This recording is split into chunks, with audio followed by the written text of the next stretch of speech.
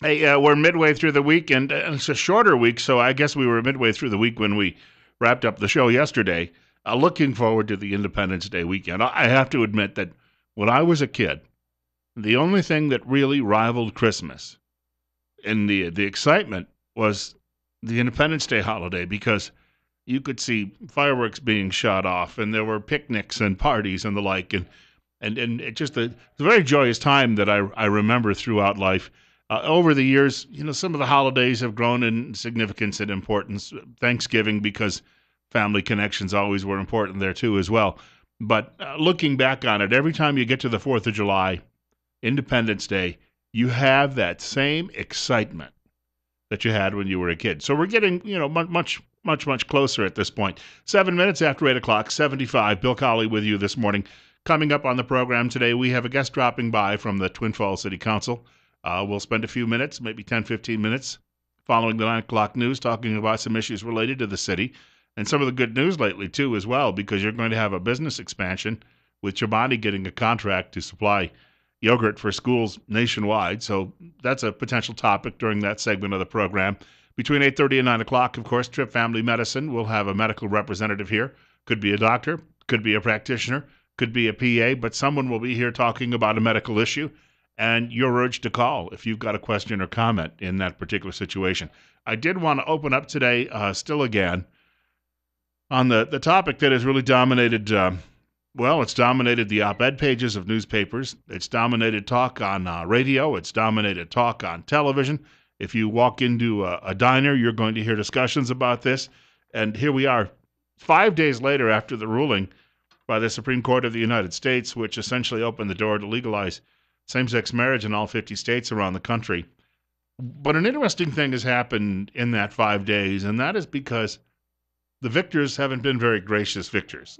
They have been somewhat heavy-handed in the way that they have started to treat people who are of a particular religious faith or religious faiths who don't necessarily buy into the notion that this is certainly it's the law of the land now with what the court has said, but there are people out there who feel it's a violation of their conscience if they have to actually participate in something like this. And, if you're a religious person, you're worried about the afterlife. And you're worried that there are a lot of stumbling blocks already out there that could prevent you from getting there and send you instead to the nether reaches. And because of that, when you're in a situation like this, you feel that you're caught really between a rock and a hard place. And you'd like to do the right thing. You don't like to be nasty to people. They have feelings too and the like.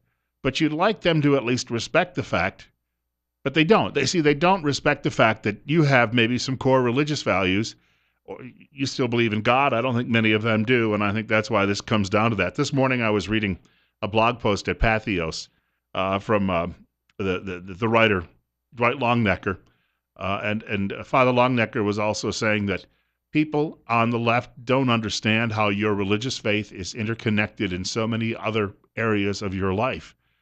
And he was explaining this, the connections between one issue and another issue and your beliefs and the history, the traditions that your church perhaps has. And he's known a lot of churches. Let's put it this way. He's been a seeker all of his life. He's gone from evangelical pastor to priest in the Anglican Church in England, now to Roman Catholic priest in the United States. There's a guy who's tasted a lot of religions. But he says the problem is these people also walk down a street and they see churches on a corner, and they all look alike. And to the passerby, the liberal who doesn't really understand much about your religious faith, they just look at these things and figure they're interchangeable. It's like going to the store and shopping for coffee. Well, Folgers is on sale this week. I'll buy Maxwell House next week if it's on sale. And then if Chock full of nuts is cheaper the week following that, I'll buy that. But you're not searching for coffee. You're not looking for a bargain. You're looking for a way to relate to the creator of the universe. And that's what the left has forgotten. There was a fellow by the name of David Hersani, and he is a conservative and a writer with the Federalist. Hersani, though, was among some of those conservatives who were promoting this notion that same-sex marriage would be good for the country and that we just simply should stand back and get out of the way.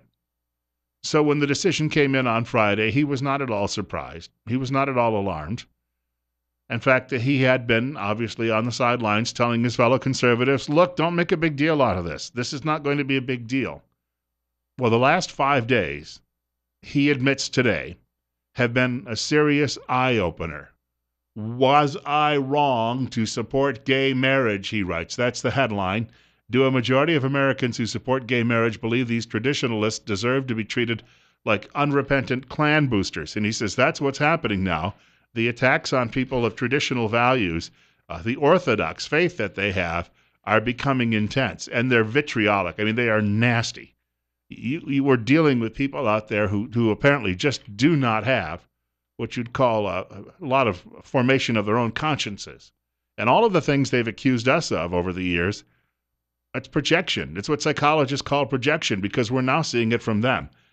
And he writes, tell that to the numerous denominations of Protestantism or the Orthodox Jews, the Catholic Church, the Mormons, the Muslims, to name just a few, whose religious conception of marriage is antithetical to this secular iteration of a marriage. And he said, you have to imagine that they have a side. And he said the liberals are basically saying, no, there are no other sides. If you don't accept what we've won at the court, then clearly you are a nasty bigot. And again, they're comparing you to Klansmen, because in their view, this was a civil rights issue. But he asks, do they believe that all people must surrender their convictions and endorse the state's definition? Do a majority of Americans support gay marriage because they have a desire to see civil society overtaken by the administrative state? Did a majority of people support gay marriage because they wanted to coerce others to participate in the ceremony against their beliefs? And that's just a little bit of this. I mean, this is a long piece. I'm just sharing some of the lines that he wrote today. I've got to tell you, people out there are going to have to sort this one out, and it's not going to come fast. It's not going to be easy. The other day, I was asked a question. It was yesterday by a caller who said, "What do we do? What do we do?" Well, again, I'm not a lawyer, and I don't have a degree in theology. I'm just a regular Joe who sits behind a microphone 5 days a week. I have my own thoughts on what we should do, but he got me thinking about this, so I wrote a piece for our website, and you can take a look at that if you go to newsradio1310.com. And if you see there's a bar on there that tells you the schedule of hosts for shows. And if you click on there, you'll see my name. And if you drag that cursor over my name, then another pop-up will come up to the right of my name, and it'll say Colley's Commentary. If you go click on there, you'll see my latest. And what I'm telling people is, here are the options for Christians when it comes to being oppressed by the liberal and homosexual lobbies, and what we could do. And I list three. I said there are three options, the way I see it, that are available. Number one is civil war, which I don't think is a really good idea, because it would be nasty, it would be bloody. And as one of my college professors told me one time about the French Revolution, which was essentially a civil war, he said the country never recovered from it. When you get into a cultural disagreement, it's far different than, let's say, what we went through with our own civil war. This could be something that the breach could never ever be repaired afterward. So I don't know that a turn to violence is the answer, obviously, in any way. Plus, you don't know the people who have all of the biggest weapons, that would be the military and some police forces, if they would be backing the traditional side. If not, then you're in big trouble. And by the way, then you're also going to have that public relations image tarnished. And that is hugely important in all of this, whether you like it or not. That's what the other side has recognized over the last 25 years, and they have built a structure to accommodate that public relations viewpoint. The second option, there's a fellow by the name of Michael Voris. He's a Catholic broadcaster out of Detroit, and I watched some of his videos online. He has been telling people to get themselves on the ark, and get on the ark now, because a terrible storm is a-brewing. And I agree with that. But once you get on the ark and you're there, you're separate from everything else going on in the culture. How long can you live? There are people, I've had this debate with friends of mine. I was at a church conference some years ago in New York City, and we all went out to lunch. And we were sitting around the table having discussions about how can we best protect our children from the ravages that they see on television, on the internet. And you can't. You cannot completely well, you could. You could think about Randy Weaver and his family going up into the mountains, but then the government came to get them. So you cannot completely wall yourself off, which is what this notion of getting on the ark is all about. So that's option two. And yes, it's an effort to remove yourself from a world that is quickly spinning out of control, but you can't do it. I just don't think you can fully do it in this day and age. I mean, there's no literal ark that's going to carry you away in this situation. If somebody starts building one and they say that they've been instructed, maybe we will listen, but that hasn't happened. Third option, we just simply refuse to cooperate, and it's the one I've been talking about on the air for several days now. You don't have to cooperate and go along with a system that is obviously broken from our vantage point. All you simply have to do is make your statement, but it's going to take a great deal of courage. But the more courageous people out there, and the more we stand for what we believe in, will be an inspiration to other people. And perhaps some of those other people will start saying, well, why is it you think this way or you believe this way?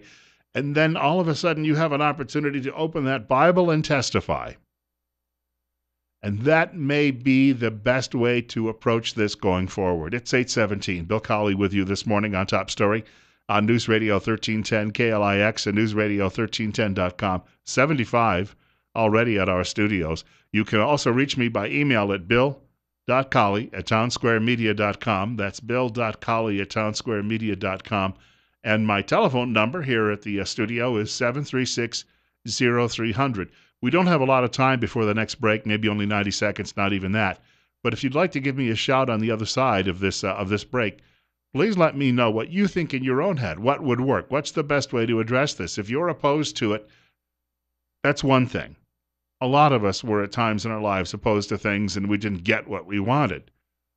But the question now is, all right, they've got what they wanted. How do we best protect ourselves from being, if we believe that it would harm us, that we would put our souls in jeopardy, how do we best protect ourselves? And that's a question I'll throw out there for all of you. If you have some idea on what we could do, what we should do, I'll be more than willing to listen. I threw out 3 options, and I published those at that post yesterday at our website. But I think that there likely are going to be other people out there who are thinking about additional options. There's not just 3, there's got to be 300.